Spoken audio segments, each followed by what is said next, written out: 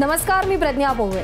Quick Heal प्रस्तुत Majha Katta powered by Chitale तू, bank of Maharashtra, Chandukaka Saraf jewels, Barwa skin therapy, Sonai पशु आहार, छोकरा साबण आणि ग्रीन हार्वेस्ट या विशेष कार्यक्रमात आपल्या सगळ्यांचं स्वागत. रडू नको रे चिमण्या बाळा, हसण्यासाठी जन्म आपुला या गाण्यांच्या ओळीची बाळगुटी आपल्याला लहानपणी मिळते. पण वाढत्या वयानुसार आयुष्याच्या रहाटगाडग्यात इतके अडकतो की दिवसाच्या शेवटी तू मितना जो मुस्कुरा रहे हो, क्या गम है जिसको छिपा रहे हो असा प्रश्न नाईलाजानं स्वतःला विचारावा लागतो. अशा सगळ्या वातावरणात तारणहार झालेत ते दर्जेदार स्टँडअप कॉमेडियन. एक काळ असा होता जेव्हा स्टँडअप कॉमेडीला आजच्या एवढं स्टारडम नव्हतं. त्या काळात ग्रेट इंडियन लाफ्टर चॅलेंज हा रियालिटी शो जिंकून घराघरात पोहोचलेला पहिला हास्य कलाकार म्हणजे सुनील पाल. आजकाल डिप्रेशन हा शब्द सहज कानावर येतो. सकारात्मकतेची वजाबाकी होऊन नकारात्मकतेचा गुणाकार होण्याच्या कठीण काळात लोकांना लीलया हसवण्याचं काम सुनील पाल गेली अनेक वर्ष करतायत. जबरदस्त टायमिंगच्या जोरावर लोकांच्या आयुष्यात हास्य रसाची उधळण करणाऱ्या सुनील पाल यांच्या आयुष्यात गेल्या काही दिवसांपूर्वी एक अत्यंत गंभीर घटना घडली. कार्यक्रमाच्या निमंत्रणाचा बनाव करून त्यांचं अपहरण करण्यात आलं. एखाद्या चित्रपटाची कथा वाटावी असा सगळा तो प्रसंग होता. सुनील पाल यांच्या नशिबानं आणि कलारसिकांच्या सुदैवानं ते त्या प्रसंगातून अगदी सुखरूप बचावले. अपहरणाचा संपूर्ण घटनाक्रम आपल्याला त्यांच्याकडून जाणून घ्यायचाच आहे, पण त्यासोबतच विनोदाची बदलती शैली, नवे विनोदवीर याबद्दल त्यांना काय वाटतं, स्टँडअप कॉमेडीकडे करिअर म्हणून पाहणाऱ्या तरुणाईला त्यांना काय सांगायचंय याबद्दलही त्यांच्याशी गप्पा मारूया. कट्ट्याला सुरुवात करूया. जी नमस्कार, स्वागत आहे तुमचं. नमस्कार, धन्यवाद. माझा कट्टाचा धन्यवाद सर, तुमचा धन्यवाद. आणि प्रत्येक इथं जे लेजेंडरी आमचे पत्रकार मित्र बसले त्यांना सुद्धा प्रणाम, नमस्कार.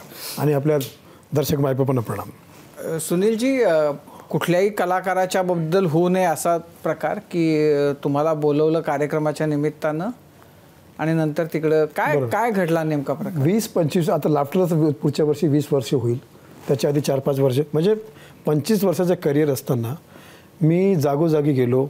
ज्या गावात साप आणि बिच्छूसुद्धा जाण्यासाठी मना करणार त्या गावातसुद्धा गेलो. मी परफॉर्म करून आलो. कधीच माझ्यासोबत कधी अशी धोकाधडी झाली नाही. कुठली गाडी पाठवून दिली, कसल्याही ट्रेनने निघून गेलो, बसनं गेलो,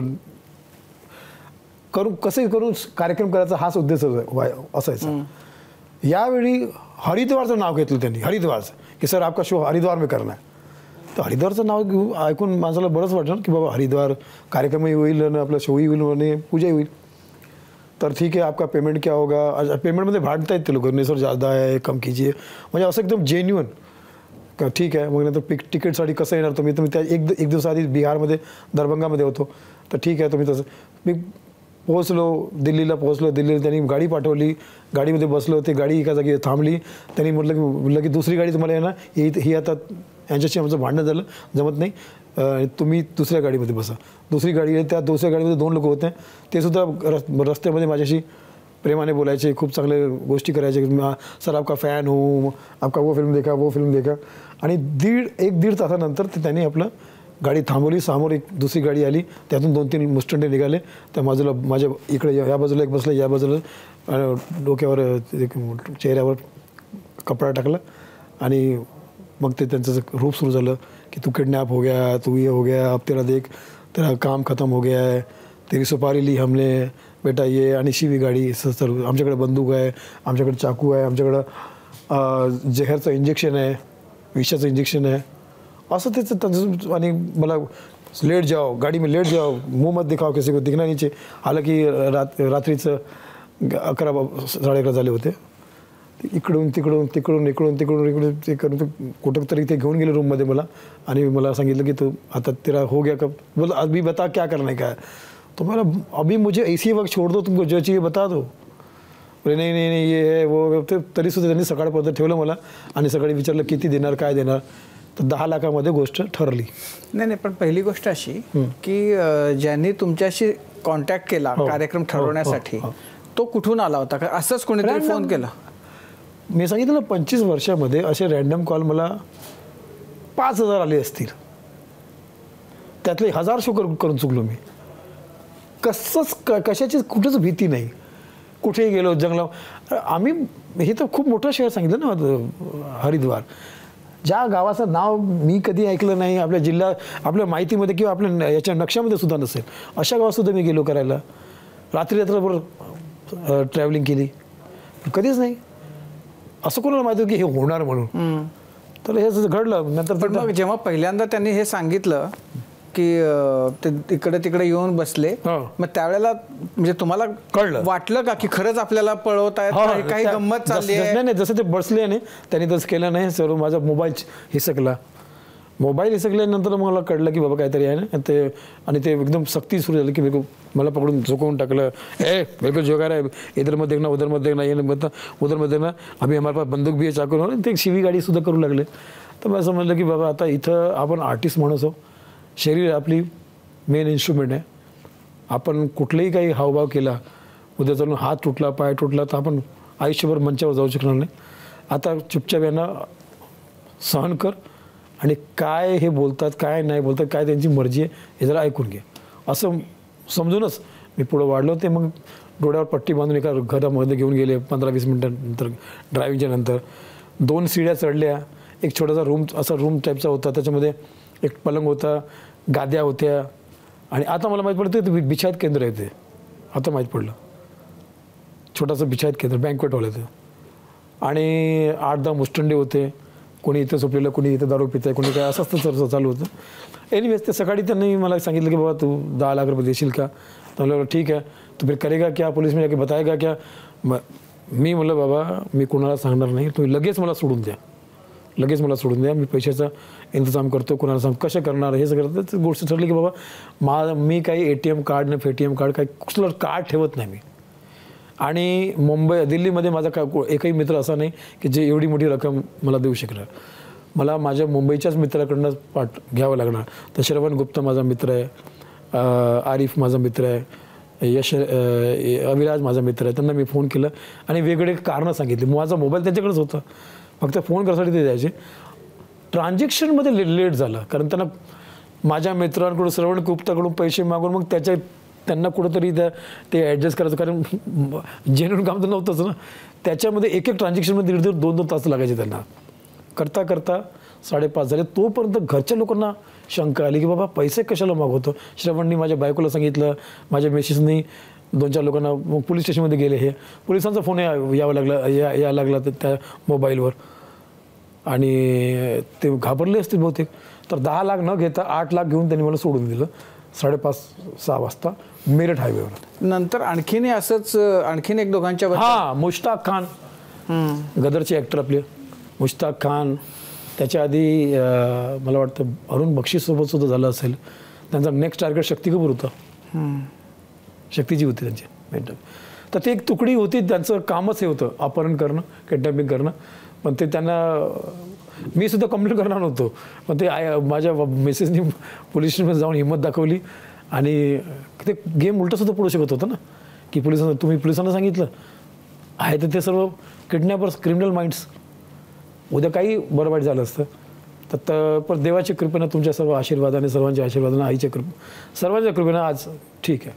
पण म्हणजे त्याच्याबद्दल त्याच वेळेला तो सिनेमा येणार होता, कॉफी विथ अलोन.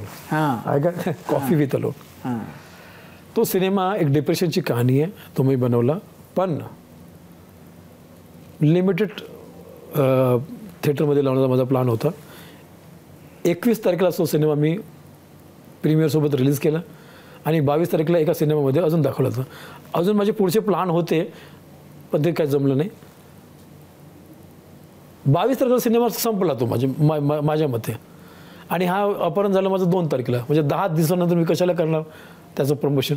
ना थिएटरमध्ये आहे कुठल्या, ना कोणा आहे तो बघायला, काय कशाला करणार त्याचं प्रमोशन. आणि प्रमोशन त्यांनी जेव्हा मला शोच्या नावानं बोलवून किडनॅप, ज्या घटकाला मला कळलं की बाबा आता हे किडनॅप झालो मी, त्याचवेळी मी त्यांना सांगितलं की आत्ता सोडा मला लगेच, काय पाहिजे घ्या. तिथे त्या रूममध्ये घेऊन गेलं, तिथंच त्यांना सांगितलं बाबा काहीतरी जे तुमचं असेल तर मला सोडा, मला सफोकेशन होतं आहे, माझा BP लो झालेला, माझा प्रॉब्लेम होतो आहे. एखाद्या नॉर्मल माणूस असेल तर हा सर्व मंजर पण की बाबा आता माझ्यासोबत काय होणार, हार्टफेल सुद्धा होऊ शकतो. तर इतका रिस्क घेऊन आणि असे काम आम्ही करणार का, कलाकार लोक असं काम करणार का. मी तर म्हणलं की लगेच सोडा, आता सोडणार होतो मी सुद्धा. आणि मी कोणाला सांगायला तयारच नव्हतो. माझ्या मागे त्या मिसेसनी आणि सर्वांनी ते पोलिसांना कंप्लेंट केली म्हणून ते न्यूजमध्ये वगैरे सर फ्लॅश झालं. त्यांचा जेव्हा मला फोन आला चुकीच्या नंबरवर कि तुमने क्या कर दिया, तो बोला मेरे को नहीं पता, मेरे को तो वो पुलिस में पता चल गया तो मुझे तो कुछ तो बोलना था, लेकिन घबराओ मत, मैं आपका नाम नहीं लूँगा. तर त्यांनी मला माझ्याच अगेन्स्ट ऑडिओ म्हणून त्यांचा यूज केला की बाबा हा प्लॅन याचाच होता. मी घाबरलेलो होतो, मी नरक भोगून आलो होतो 20 तासाचा. माझे सर्व नंबर, माझे सर्व, त्यांनी माझा मोबाईल घेतला तर माझा DP चेंज केला, आपला DP लावला कुठला तरी, माझे सर्व नंबर आपल्याकडे घेतले आणि त्यांचा जो कारभार होता सर्व तो डिलीट केला त्यांनी. आणि असं म्हणून मोबाईल मला दिला आणि मला की बाबा सर्व आमच्याकडे तुझं आलेलं आहे, तू आता काही करशील तर तुला भारी पडेल, तुझ्या मागोमागं जाऊ मी. जेव्हा त्यांचा फोन आला तर मला वाटलं की बाबा माझ्या बिल्डिंगच्या खाली तर नाही उभे, असं झालं होतं. तर त्या घाबरण्याच्या याच्यामध्ये आणि त्यांच्या प्रश्नामध्ये त्यांनी असं समा बांधलं की त्यांना लोकांना वाटलं की बाबा हे माझाच प्लॅनिंग आहे की काय. पण पोलिसांना, थँक्स टू मेरठ पोलीस आणि UP सरकार, आपले योगी सरकार, त्यांनी खूप फास्ट ट्रॅकमध्ये काम केलं आणि माहीत पडलं की बाबा हा त्यांचाच प्लॅन होता. पण मग ज्यांनी तुमचं अपहरण केलं ते आणि त्या मुश्ताक खानचं केलं ते एकच लोक सेम पॅटर्न, पण पॅटर्न सेम, पण लोकही तेच आहेत का? हो तेच, याच लोकांनी येस केलं. पण याच्या आधी यांनी म्हणजे असं केलेले आहेत 4-5 लोकांना केले आहेत. काही लोक बोलत नाही, काही लोक बोलतात की नाही माझं नाही झालं, मी गेलो होतो पण माझं नाही झालं. तर तसं काय, पण ते ॲडजस्ट करण्याचा प्रयत्न करतात. पण ज्याचं त्याचं सर्वांचं आहे, कारण सर्वांना एक भीती तर असतेच. मुश्ताक खान समोर आले, त्यांनी FIR केली आहे आणि माहीत पडलं हे तेच पॅटर्न, सेम घर ते सेम, लोक इथे सेम झालं. आणि पुढचं त्यांच्याकडे पूर्ण लिस्ट मिळाली कि सुनील पाल ने अगर अपना किडनैपिंग किया तो ठीक है, ये क्या है, बाकी क्या है, पैटर्न सेम क्यों है. तुम्हारी उससे बातचीत हुई सुनील पाल से, तो उसने अगर अपना किडनैपिंग करवाया है तो कहाँ मिले तुम लोग बातचीत के लिए, एक पल के लिए भी कोई बात. जब तुम लास्ट वाला रिकॉर्ड कर सकते हो तो पहले वाला क्यों नहीं किया रिकॉर्ड. तुम तो इतने स्मार्ट और इतने शार्प हो. त्याच्यामध्ये फसले ते. तुम्ही आता इतक्या ठिकाणी कार्यक्रम केले, जेव्हा एखादा फोन येतो तेव्हा की हा माणूस कोण आहे, तुमचा कार्यक्रम काय आहे, इतकं तर तुम्ही विचारत असाल, पण बाबा त्याचं काही इन्व्हाइट वगैरे काहीच तुम्ही विचार. याच्यामध्ये सुद्धा झालं होतं की सर मैं एक इवेंट वाला बोल रहा हूँ और मुझे आपसे बात करनी है, शो करना है, आपका बजट क्या होगा. बजटसाठी तो भांडला सुद्धा, अरे नाही सर इतना नहीं होगा, इतना नहीं होगा. तसे नॉर्मल इव्हेंटला भांडतात ना, नेगोशिएट. म्हणजे बाबा तुमची इव्हेंट कंपनी किती मोठी आहे, काय काहीतरी तर तुम्ही लोक विचारत असाल. आधी कधी असं माझ्यासोबत काय कुणासोबतच नाही घडलं ना, कधीच नाही घडलं. तेव्हा घडलं तर आलं नाही बाहेर. तर आम्हाला, आणि मी सांगितलं हे तर खूप मोठं चांगली ऑफर होती, याच्यापेक्षा वाईट ऑफर केली आहे आम्ही. चंद्रपूर गडचिरोलीमध्ये तो जो जंगलचा पूर्ण एरिया आहे तो रात्री 12 वाजतापासून रात्री 3 वाजेपर्यंत मी एकटा ड्रायव्हर सोबत जात होतो, कारण सकाळी मला इथं शूटिंगसाठी पोहोचायचं होतं. नक्सलाइट एरिया, जंगली एरिया. पण कधी घडलं करेक्ट सर, घडलं नसल्यामुळे काही माहीतच. आता माहीत पडलं. आता मी सर्वांना हात जोडून सांगतो की बाबांनो, जितके जे आपले कलाकार मंडळी आहे, शूटिंगवाली मंडळी आहे, मुली जे आपले आउटडोअरमध्ये जातात, त्यांनी आपला घरचा ग्रुप बनवावा. त्याच्यामध्ये घरच्या 4 लोक, पत्रकार 4 मित्र, डॉक्टर, इंजिनियर, जे काही तुमचे जवळपासचे लोक असतील त्यांचं, पोलीस ग्रुप बनवा. त्यांना सांगा की बाबा मी इथं आहो आणि जो इव्हेंटवाला करतात त्याची चौकशी करा. जसं तुम्ही म्हटलं आता चौकशी करणार, आता त्याची चौकशी आहे, त्याची चौकशी करणार. नाही पण सुनीलजी, माझे 2 प्रश्न आहेत तुमच्यासाठी. तुमच्यातला कलाकार कोणाचंही मन जिंकू शकतो आणि फिल्ममध्ये पाहिलेलं आहे की किडनॅपिंग होतं तर किडनॅपर त्याला चल नाच के दिखा, चल डायलॉग बोल के दिखा, असं सगळं करतात. तुमच्यासोबत काय झालं होतं की अभी सुनील पाल है तो 2-3 घंटा एंटरटेनमेंट कर लेते हैं, असं काय झालं होतं का तिकडे? पहली बात तो रास्ते में उन्होंने मेरी जो बात है कि वो मेरा पूरा बायोडाटा मेरे से ज़्यादा जानते थे. कि हम आपके फ़ैन हैं, आपका क्या कैरेक्टर है, रतन नूरा कैरेक्टर आपका है, हम आपका वो देखे, ऐसे करते करते वो 1-1.5 घंटे टाइम पास करके गए. वहाँ पे जब पहुँचे तो एक क्या होता है, इनके 8-10 लोगों में एक बंदा ऐसा होता है जो आपको फिजिकली वॉच करते रहता है कि कहीं ये बेहोश तो नहीं हो रहा है. क्योंकि उनको आपको हार्म करने से कुछ नहीं मिलने वाला, उसको सिर्फ पैसे से मतलब. तो एक आदमी पूछा, सर तुम बाहर जा रहे, तुम लोग साले सब बेवड़े हो, सब बाहर जाओ. यार मैं कर रहा हूँ इन लोगों को, ऐसे पागल हो गए. असा होता काय? एक हाथ होना तसं होतं तुमच्यासोबत? हाँ यार, आपको टीवी पे फिल्मों में हमने देखा है यार, ये सारे पागल लोग हैं, जानवर लोग हैं भाई। कुछ पानी पिएंगे क्या? पानी चाहिए? कुछ खाना खाएंगे? अच्छा खाना तो खा लो यार मेरे भाई, इनके चक्कर में हमें पड़ेगी। भाई सुनो मेरी बात, शांत रहो, हो कुछ रास्ता निकलता है, निकलेगा, ठीक है? कहाँ रहते हैं आप, क्या रहते हैं, असं मित्र बनून तुमच्यासोबत बोलणार, कारण त्यांचं पूर्ण ठरलेलं असतं की हा माणूस हा डिपार्टमेंट सांभाळणार, हा माणूस हा डिपार्टमेंट सांभाळणार. तर तो बोलताना तुम्हाला तुमच्या मनाची मनस्थिती परिस्थिती एकदम नॉर्मल करणार कि सो जाओ, एक काम करो, इनको जो बोल रहे दे दो यार, ठीक है? ये पैसा देख के सारे, ये इनका एक ही इलाज है, पैसा दे दो बस, इसके सिवाय लोग मानेंगे नहीं, असं करणार. पण तुम्ही एंटरटेनमेंट केलं का त्यांचं? 20 तास होतात ना? एंटरटेनमेंटमध्ये मला तसं कधीच त्यांनी हे नाही केलं, पण मला ते स्वतःच येऊन बोलायचे की आपका फॅन आहे. जाताना सुद्धा इव्हन जेव्हा ट्रान्झॅक्शनसाठी घेऊन जात होते ना, तेव्हा पडदा खोलला, ते नाही पट्टी खोलली, तर हसी मजाकचा माहोल ते माझ्यासोबत बनण्याचा प्रयत्न करायचे, पण माझे तर डोळे बंद होते. पण ठीक आहे, एक नॉर्मल, त्यांना हे पटलेली गोष्ट होती की याला नॉर्मल ठेवा, यादच नाही गेली पाहिजे याची, आता उद्या पैसे कुठून मिळणार असं. योगीन संदर्भात तुमची भेट जी झाली, योगींसोबतची भेट, तुम्ही भेटलात किंवा त्यांचा आभार व्यक्त केलात तुम्ही, योगी आदित्यनाथ जींसोबत माझी भेट नाही झाली, पण आभार व्यक्त केला. हा आभार व्यक्त केला, कारण त्यांनी हा फास्ट ट्रॅक केला आणि मेरठ पोलीस 4 दिवसामध्ये सर्वच तुकडी पकडायला गेली. फक्त एक माणूस लपतोय, तो 1-2 दिवसामध्ये तो सुद्धा पकडला झाला.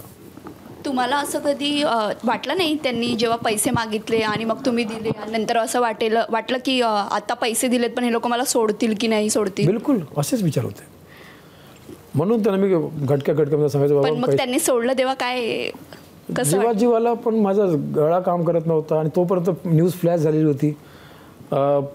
खूप फोन यायचे मला, पण मी कोणाशी बोलण्याच्या परिस्थितीमध्ये नव्हतो. कुठे गेलात मग तिथून? मेरठ हायवेपासून मेरठ मेट्रोमध्ये गेलो. चालणाऱ्या नॉर्मल टॅक्सीमध्ये सुद्धा बसण्याची हिंमत नव्हती माझी की बाबा मी आता बसेन, नंतर परत 2 लोक माझ्या साईडला येईल की काय टॅक्सीमध्ये. आतापर्यंत गाड्यामध्ये, प्रायव्हेट गाड्यामध्ये मी बसण्याची हिंमत करू शकत नाही, आता ते सुद्धा असं एक दहशत बसलेली त्याची. तर मी ऑटो पकडून, नॉर्मल ऑटो पकडून मेरठ मेट्रोमध्ये गेलो. मेरठ मेट्रो पकडून मी गाझियाबादमध्ये गेलो. गाझियाबादहून मी एक दुसरी मेट्रो पकडली, काश्मीरी गेट, तिथून ऑटो पकडून मग एअरपोर्टला गेलो. तोपर्यंत मी आपला जाण्यासाठी त्यांनी मला 20,000 रुपये दिले होते की तू फ्लाईटनी जा, फ्लाईटनी जा, आणि हे पैसे सुद्धा तुला वापस करून देऊ आम्ही जेव्हा आमचे कामधंदे बरे होईल ना, आमची परिस्थिती बरी होईल ना, हे पैसे हे सुद्धा वापस करणार. पण त्यांना काय करायचं होतं? सिनेमा काढायचा होता. मग मला कळलंच नाही की बाबा काय होतं त्याचं.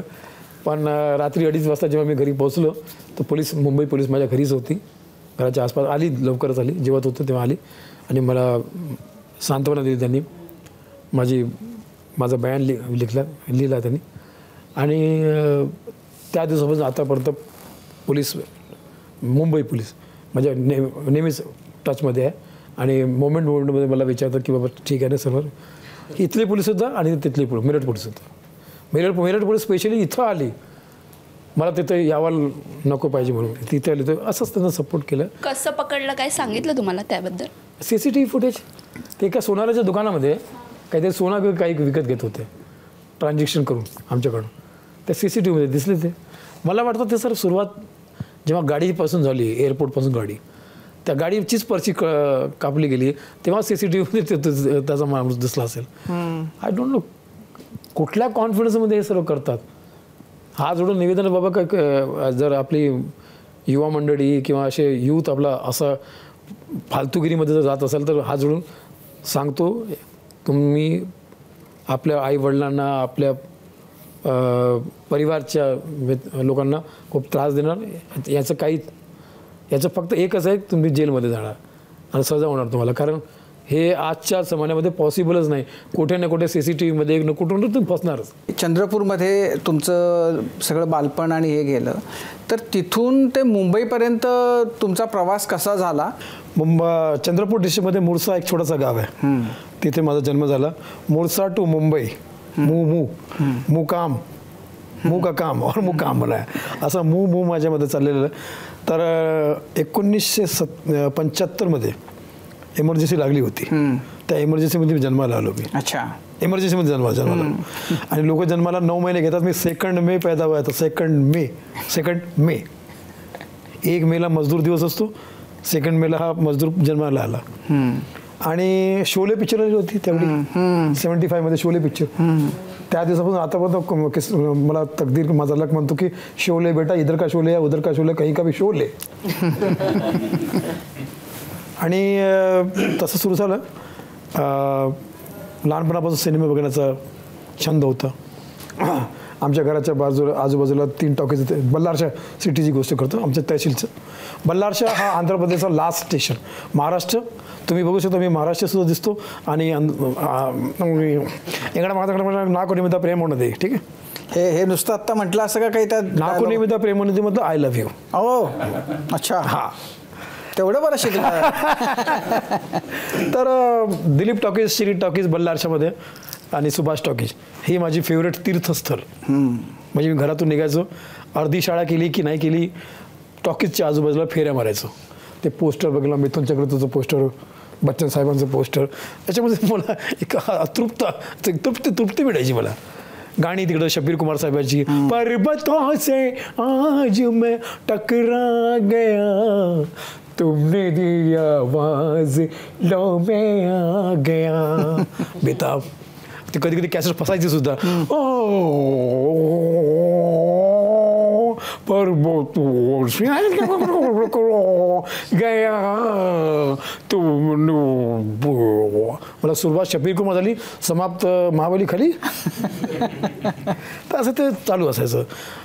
ऑर्केस्ट्राची जी मंडळी यायची मुंबईपासून किंवा नागपूरपासून, ते रात्रभर एक म्हणजे ऑर्केस्ट्राची सुरुवात होण्याच्या 2 तास आधी पोहोचायचो.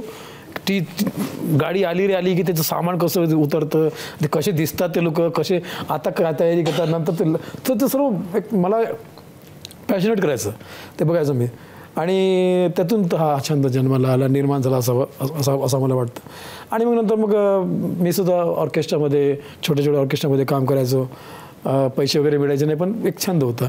लग्नामध्ये किंवा कुठल्या माईक जिथं मिळाला तिथं ओमप्रकाशची आवाज, अशोक कुमारची आवाज, मिठुन चक्रवर्तीची आवाज, दादा कोंडके साहेबांची आवाज, नीडू फुले साहेबांची आवाज, असं काढणं सुरू. साधारण म्हणजे काय डायलॉग असायचे? म्हणजे आता तुम्ही जेव्हा करता तेव्हाचे डायलॉग आणि आताच्यामध्ये फरक पडला? नीडू फुले लोकांकडून ऐकलं. तेव्हा सुदेश भोसलेचं कॅसेट आलं होतं, ते वेसावकर मंडळी. बाय बाय बाय बाय काय बाय वा काय वातावरण. आय मास्तरीन बाई बसा, या आमच्या प्रश्नाचं उत्तर द्या. काय अरे बाप. ते दादा कोणी काय चालू असं. मिठुन चक्रवर्ती, मंगल मंगल के दिन ही पैदा हुआ था और मंगल के दिन ही मरेगा, तेरे नाम का जो कुत्ता पालू.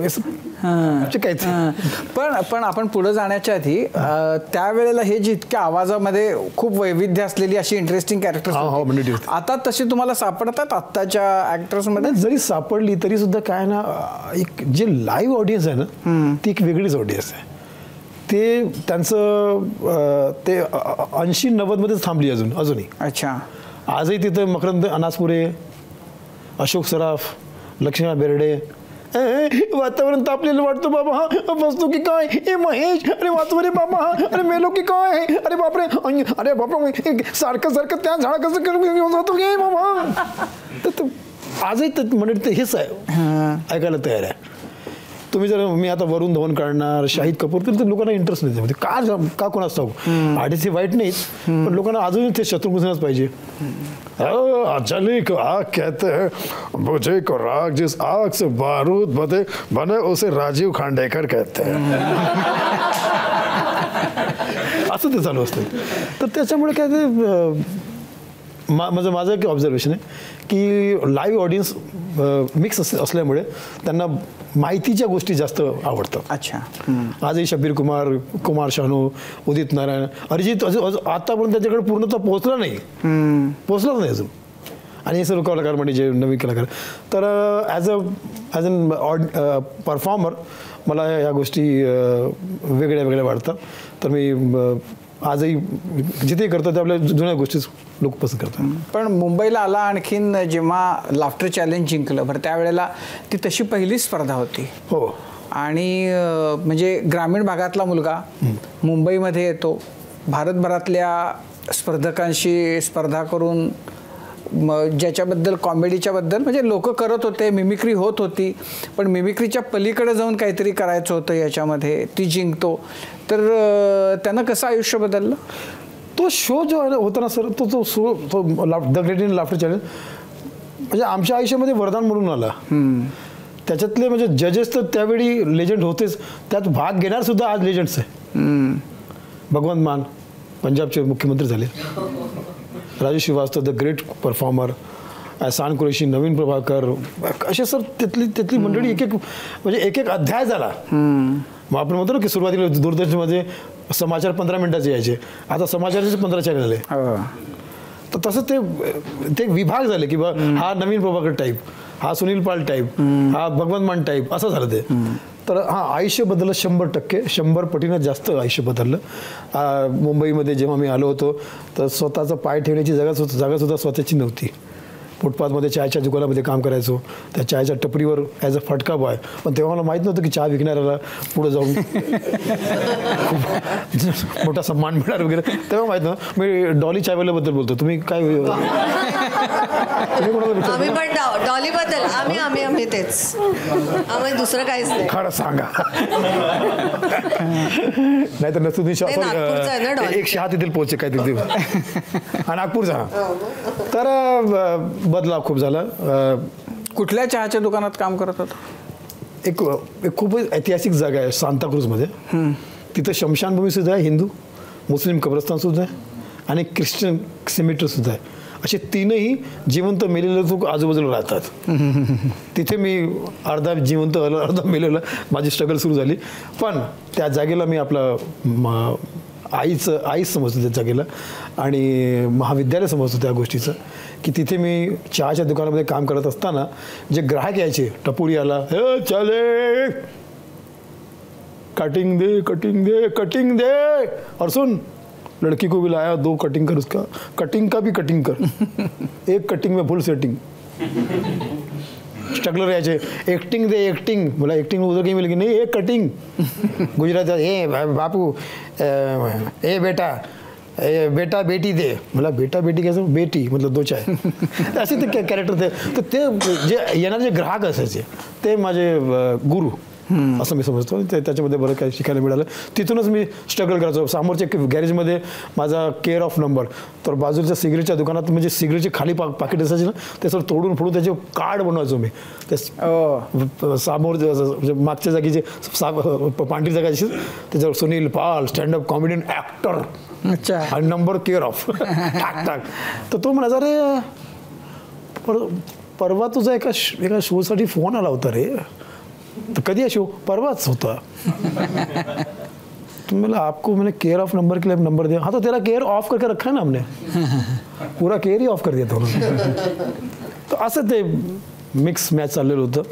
आणि हळूहळू मग ते त्या जागेमध्ये स्ट्रगल करत असताना ऑर्केस्ट्रामध्ये काम मिळणं सुरू झालं.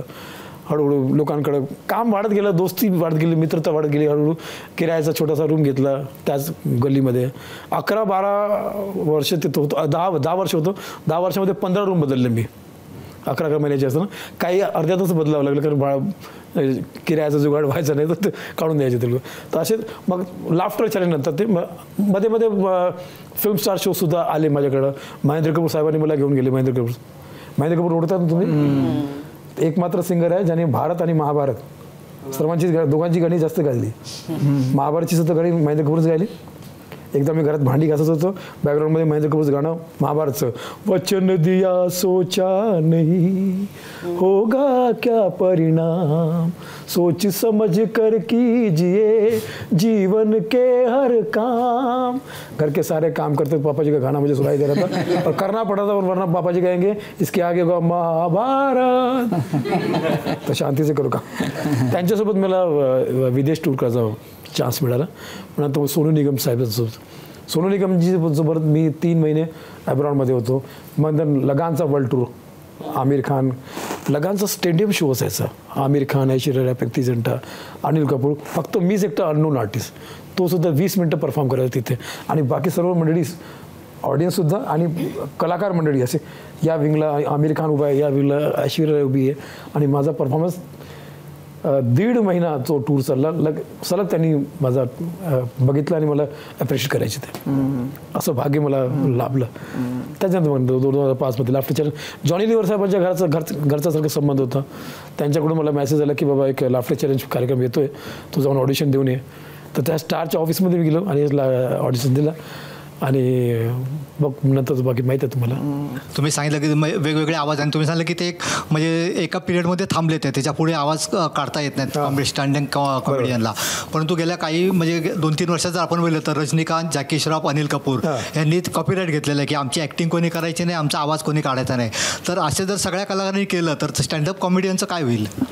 त्यांच्या या मनस्थितीच्या मागे एक मला वाटतं की लोक काय करतात आजकाल, हे सोशल मीडियाचे लोक इतके नालायक झाले आहेत ना की शिव्या गाड्या करणं, काहीतरी फालतूगिरी करणं, त्यांच्या आवाजामध्ये त्यांचं AI करून करणं, त्याच्यासाठी ते वैतागले आहेत. बाकी नॉर्मल कलाकार, जे नोटेड कलाकार आहेत ना, ज्याची माहिती की त्यांना की हे मिमिक्री आर्टिस्टच आहे, त्यांना कधी त्यांनी अडवलं नाही. जॅकी दादा तर मला कितीदा मी त्यांच्याशी भेटतो, कधी एक शब्दाने तो बोलला नाही कधी. जॅकी दादा कसं सांगतो की तू कर सुनील, बेड़ो तू करना, बेड़ो तेरे को क्या, तेरे को कोई प्रॉब्लम आएगा बेड़ो, तेरे को कोई बोलता है क्या बेड़ो खांडेकर बेड़ो, पेड़ लगाने का बेड़ो, बेड़ो तुम भी सुन लो, तुम मेरा बच्चा है बेड़ो, पेड़ लगाने का, पूरे देश को जंगल बनाने का बेड़ो, तभी टाइगर सेफ रहेगा. अच्छा, एक बाप होने के नाते टाइगर को सेव करने का तरीका है बेड़ो. बेड़ो समझता नहीं बेड़ो तो मिठुन चक्रवर्ती, सुनील चला तेरा देखा बहुत अच्छा करता है तू, चल मेरा एक डायलॉग सुना दे, चल खुद सताऊन फरमाइश. अच्छा गोविंदा, अरे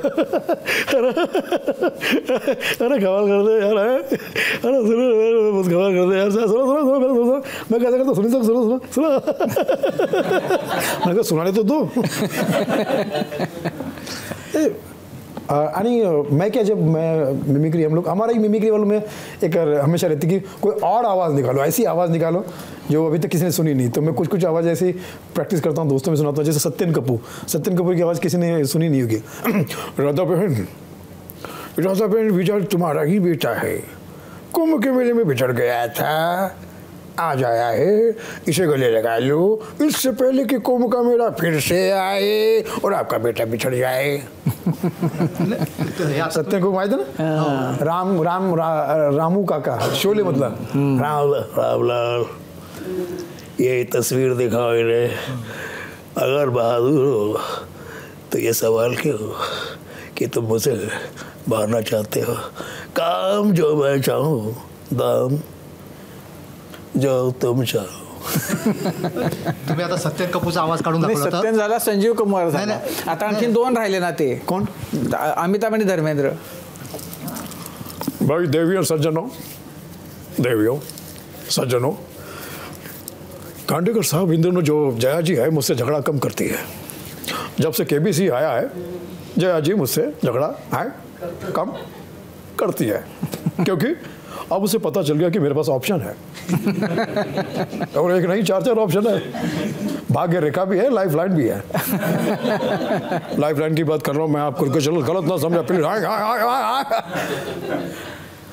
धर्म जी, जय, मेरी जान बचाने के लिए तूने मुझे इतना बड़ा धोखा दिया. मैं तेरे खून की कसम खा के कहता हूँ एक को चुन चुन के मारूंगा, चुन चुन के मारूंगा। मैंने एक दिन हेमा जी से कहा, हेमा जी आप क्लासिकल डांस वांस करते रहती हैं, कई बार अपनी बेटियों को भी लेके जाती है प्रोग्राम में, आपने कभी धर्म जी को नहीं लेके गई साथ में? हाँ एक बार लेके गए थे, मुझसे पहले स्टेज पे चले गए 2 पैक पी के और कहने लगे बसंती प्रोग्राम शुरू कर रहा हूँ, आप क्या समझते हैं? मैंने कहा हेमा जी आप एक ज़माने में इतनी सुंदर और आज भी ड्रीम गर्ल, आपसे हर कोई शादी करना चाहता था, सिर्फ आपने धर्म जी से ही शादी क्यों की? हाँ क्योंकि मुझे धर्म पत्नी बनना था। तो मैंने कहा, धर्म जी से पूछा कि धर्म जी आप हेमा जी से शादी? तो जानता है पुत्र मदिरा मुझे कितनी पसंद है और ये मदिरा सी है। नेत्या मंडळीची आवाज अभी. अच्छा नेत्यांचे कोणाचा आता सध्याचा पॉप्युलर हिट कोणाचा चालतो? अमित शाह. अच्छा देखिए देखिए बातचीत सुनिए, देखिए आप इतने पुराने पत्रकार, देखिए आपको आज भी ये प्रश्न पूछने के लिए क्रोनोलॉजी का आपको काम लेना चाहिए. शांति रखिए, शांति रखिए. ओ सफेद शर्ट वाले, ओ सफेद शर्ट वाले, हाथ नीचे करो, हाथ नीचे करो, शांति में बात करो. देखिए खांडेकर साहब, एबीपी न्यूज़ जो है वो अपने आप में, एबीपी माझा खट्टा जो है थोड़ा खट्टा मीठा है लेकिन है अच्छा है, और वो अपने कार्य में बादशाह है, सोहनशाह है. मैं तो कहता हूँ अमित शाह है. आप सबका जय हो, मेरा हो चुका है. मोदी जी मतलब ऐसा लगता है कि जैसे हवाई जहाज में बैठ के कहीं जा ही रहे हैं. वो हमेशा इतना सफ़र करते रहते हैं. अब उनकी आवाज़ में भी हवाई जहाज का ही फिट आ गया. मित्रों, आज मैं मित्र खांडेकर जी के साथ बैठा हूँ. खांडेकर जी, आपकी इस पूरी पार्टी को मैं एक पार्टी दूंगा, लेकिन मेरे पार्टी का एक नियम है, ना खाऊंगा ना खाने दूंगा. यार मनोरंजन हाच फक्त स्टँडअप कॉमेडियनचा पहिला उद्देश होता. पण आताचे जे स्टँडअप कॉमेडियन आहेत ते वेगवेगळ्या विचारसरणीमध्ये वाटलेले दिसतात.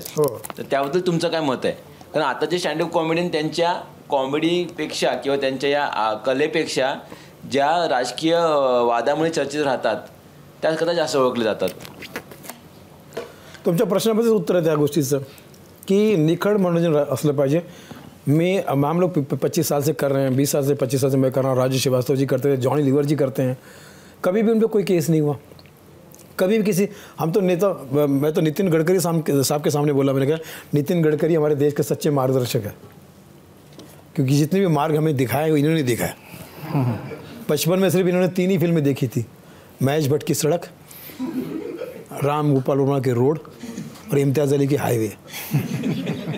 फिल्में देखी, ये 3 काम पे लगे नितिन. तो सबका मैं करता हूँ, किसी का कभी कभी आपके नीयत में अगर दिल, दिमाग, आंखें, आवाज़, नेचर, नीयत और कंटेंट. दिल, दिमाग, आंखें, आवाज़, नेचर, नीयत और कंटेंट साफ सुथरा होना चाहिए. परमात्मा आपके साथ में, और परमात्मा मतलब हमारे तो दर्शक माँ बाप ही हमारे लिए. मैं तो उनको क्राउड नहीं प्राउड कहता हूँ, भीड़ नहीं लीड कहता हूँ. वो हंसते हैं तो हमारे घर बसते हैं, वरना हम कॉमेडियन बहुत सस्ते हैं. यात फक्त कॉमेडीचं असं नाही, पण म्हणजे कॉन्टेंटबद्दल तुम्ही बोललात, स्क्रिप्ट्स खूप महत्त्वाच्या आहेत. स्क्रिप्टसाठी तुम्ही ते सगळे तुम्ही स्वतःच लिहिता की तुमची टीम वगैरे आहे? आधी मी लोकांकडून अपेक्षा करायचो, पण मला असं वाटलं की बाबा स्टँडअप कॉमेडी म्हणजे ऑल अबाउट एक वन मॅन शोज असतो, की रायटर लिहू देऊ शकत नाही, स्टँडअप कॉमेडियन लिहू शकत. स्टँडअप कॉमेडियनला स्वतः तयार व्हावं लागतं. आत्ताची जी तरुण पिढी आहे त्यामध्ये अनेक जण स्टँडअप कॉमेडीकडे फुल टाईम करिअर म्हणून पाहत आहे. सध्या जो वेग आहे बदलण्याचा, त्याच्यामध्ये स्टँडअप कॉमेडीकडे फुल टाईम करिअर पाहणाऱ्या लोकांना तुम्ही काय सांगाल? कुठलाही काम फुल टाइम जॉबच असतो, half time part time job कुठलाच नसतो. जो आप कर रहे हो अगर उसको फुल्ली आप तन मन धन से नहीं कर रहे हो तो नहीं पहुंच पाओगे. तो अगर स्टैंड अप कॉमेडी में आना है तो सिर्फ ये देख के नहीं आना है कि कपिल शर्मा करोड़ों रुपए कमा रहे तो मैं भी कमा लूँगा, फला आदमी कुछ कर रहा तो मैं भी करूँगा. नहीं, पूरा फोकस करके आना पड़ेगा और उसकी विधाएं सीखनी पड़ेगी. अभी मैं जाता हूँ तो मैं टीवी पे जब करता हूँ तो मुझे यहाँ पे कितना एडिट करना है, क्या करना है ये पता होना चाहिए. शो में कर रहा हूँ वहाँ कितना होना चाहिए. एक्टिंग का मौका मिला, OTT पे कर लेता हूँ, ये सब ज्ञान आपको धीरे धीरे होगा तब जाके. लोगों को आसान लगता है इसलिए लोग स्पीड में आ रहे हैं, लेकिन वो इतना आसान है नहीं। एक ही कपिल शर्मा बनेगा, एक ही जॉनी लीवर बनेगा, एक ही उमर शरीफ बनेगा, एक ही के नायकर बनेगा। पण सुनीलजी, कपिल शर्माची जी पॉप्युलरिटी आहे, म्हणजे भगवंत मान पॉलिटिक्समध्ये गेला, यशस्वी झाला. कपिल शर्मानं आता म्हणजे तर तुम्हाला कपिल शर्मा का नाही होता आलं? Very good question. क्या है कि सबका अपना अपना एक परफॉर्मेंस का बॉडी लैंग्वेज होता है. अब जनता को किसका बॉडी लैंग्वेज अच्छा लग जाए बोल नहीं सकते. मतलब कि वही अमिताभ बच्चन, वही राजेश खन्ना का लोगों को अच्छा लग गया था. धर्मेंद्र बहुत बड़े स्टार थे लेकिन राजेश खन्ना सुपरस्टार बन गए. अमिताभ बच्चन, विनोद खन्ना भी थे. लोगों को जिसका बॉडी लैंग्वेज सर अच्छा लग जाए ना, परफॉर्मेंस का या बात करने का, यही तो चीज़ें सीखनी है कि मेरे अंदर क्या माइनस पॉइंट है, उसके पास क्या प्लस पॉइंट है. कल को वो भी सीखे कि सुनील पाल स्टेज पे करता है, वो कभी कभी स्टेज पे करने में थोड़ा सा पीछे रहता है, बोलता नहीं मैं नहीं करूँगा, यार सुनील पाल आप लोग अच्छा करते, मैं नहीं. वो उसका बड़कपन है. कहने का मतलब है कि हर आदमी का अपना अपना सेक्शन बटा हुआ है. उसको वो चीज़ सीखनी है, मुझे वो चीज़ सीखनी. सीखते रहने की कला ही इतना आसान नहीं जितना लोग समझ के बैठे हैं. हाथ जोड़ के निवेदन है, बाबा मेहनत करो. आप आए हो इस लाइन में, स्वागत है, लेकिन मेहनत नहीं करोगे तो दुर्गत है. कपिल शर्माच्या शोमध्ये बरेच चांगले आता मंडळी आहेत. तुम्हाला असं वाटलं नाही कधी की आपण तुम्हाला नेहमी बोलवतो कि, लेकिन मैं बोला भाई डुएट नहीं कर पाऊंगा मैं. डुएट मुझसे खुद कहता है डू वेट नॉट नाउ. तो अगर मेरा सोलो परफॉर्मेंस, तो सोलो परफॉर्मेंस 2-3 बार बुला चुका है मुझे. I am very happy with solo stand up comedy. उसका कोई शो होगा तो मैं जरूर जाऊंगा. म्हणजे तुमच्या बरोबरचे त्यावेळचे होते जी, तर ती मंडळी काय करतायत आता? त्यांच्यापैकी कोणी ऍक्टिव्ह आहेत? हां, ॲक्टिव्ह सर्वच आहे. आता राजूभाई तर परफेक्टली, नाही तर त्यांचं स्टँडअपमध्ये ते महिन्याचे 30 दिवस बिझी असायचे. 30 दिवस. एहसान कुरेशी खूप बिझी असतो, 15-20 दिवस बाहेरच असतो. आजही कुठे फोन लावा, बाहेरच असेल तो. ठीक आहे. काय आहे, गावागावामध्ये, छोट्या छोट्या गावामध्ये फंक्शन व्हायला लागलेत. त्यांना 1.5-2 लाखाचा एक आर्टिस्ट पाहिजे. तर याच्यामध्ये मी, सुनील पाल, मी, एहसान कुरेशी, नवीन प्रभाकर, VIP असे 4 लोक. हे काय बँकेबल आहे, अफोर्डेबल आहे. बाकी लोक मी 10 लाख घेणार, मी 15 लाख घेणार, तर घरी बसलेत. सुनीलजी, आपण शेवटाकडे जातोय. तुमच्यासारख्या व्यक्तिमत्वाला, म्हणजे कार्यक्रमाच्या सांगतेकडे जातोय. तुमच्यासारख्या व्यक्तिमत्वाला बहुरूपी म्हणतात मराठीमध्ये. सगळी रूपं दाखवली आहेत. रतन नुरा राहिलाय. हमारा नाम है रतन नूरा, ABP माझा कट्टा में आके हुआ हूँ पूरा. इसके पहले हम था धतूरा और खांडेकर साहब के साथ बैठ के बन गया जीवन काशी और मथुरा. रतन नूरा is very special for me. त्यांच्यामुळेच माझी ओळख झाली जगात. आज वर्ल्डमध्ये जिथे माझं थोडीफार जी ओळख असेल ॲज अ रतन नूराच आहे. येस. अजून काही विचार बाबा? काय तुम्ही KBC मध्ये इतके प्रश्न विचारता इथं? असं म्हणतात की कलाकार होणं कठीण असतं, पण त्याहून कठीण असतं विनोदी कलाकार होणं. कारण का आपल्या आयुष्यात जे काही घडतंय ते सगळं बाजूला ठेवून आपल्यासमोर जे बसलेत त्यांना आपल्याला हसवावं लागतं. आणि त्याचा अनुभव आम्ही आत्ता घेतला की एवढ्या मोठ्या कठीण प्रसंगाला तुम्ही सामोरे गेलात, पण तो प्रसंगही अत्यंत हलक्या फुलक्या पद्धतीनं तुम्ही आम्हाला सांगितलात. Comedy is not only tough job, comedy is serious job. तुम्ही तुमचं काम खूप गांभीर्यानं करताय, तुम्ही हसवताय. यापुढे तुम्हीही असेच हसत राहा या शुभेच्छा देते. आज कट्ट्यावर आलात त्याबद्दल अगदी मनापासून आभार. खूप खूप धन्यवाद. और जहाँ भी प्रोग्राम हो मुझे बुला लीजिए. मेरा कोई ईगो नहीं है, सिर्फ पेमेंट है. पेमेंट आपका आशीर्वाद है. Time is money. Apna time मुझे दीजिए. थँक्यू. आणि यासोबत क्विकहिल प्रस्तुत माझा कट्टा, पॉवर्ड बाय चितळे तूप, bank of Maharashtra, चंदूकाका Saraf jewels, Barwa skin therapy, Sonai पशु आहार, छोकरा साबण आणि ग्रीन हार्वेस्ट या विशेष कार्यक्रमात आत्ता इथेच थांबूया. प्रत्येक बातमीच्या अपडेट्ससाठी पाहत रहा ABP माझा.